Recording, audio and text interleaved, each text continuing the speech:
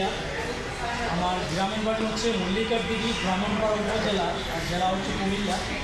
আমি বর্তমানে চট্টগ্রাম বিশ্ববিদ্যালয়ের সোশ্যোলজি মাস্টার্সের স্টুডেন্ট প্লাস ছাত্রদলের রাজনীতির সাথে যুক্ত।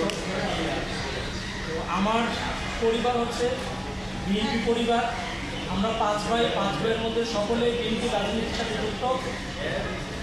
আমার বড় ভাই পাশে যিনি আছেন ইয়াসিন আরাফাত, উনি হচ্ছে সাবেক ছাত্রদল নেতা, যুবদল নেতা, বর্তমানে বিএনপি রাজনীতির সাথে যুক্ত।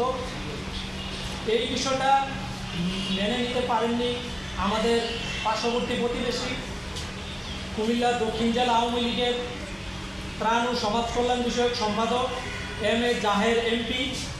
তিনি কুমিল্লা 5-এর সাবেক এমপি এবং কুমিল্লা দক্ষিণ জেলা ছাত্রলীগের সাবেক সভাপতি, সাবেক উপজেলা চেয়ারম্যান আবু তয়েব ওপি সহ যাদেরকে আজকে আমি আসামি করেছি, তারা বিভিন্নভাবে আমার পরিবারের উপরে 8 সালের পর থেকে বিভিন্ন নির্যাতন নিপীড়ন শুরু করেছে।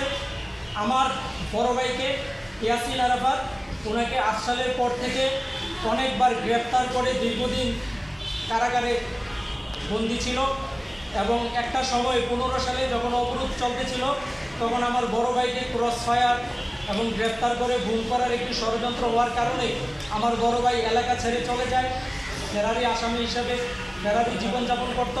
ঠিক তারই ধারাবাহিকতায় 2016 সালের 21শে জুলাই আমাকে ছলে বলে কুমিল্লা শহর থেকে অপহরণ করা হয়।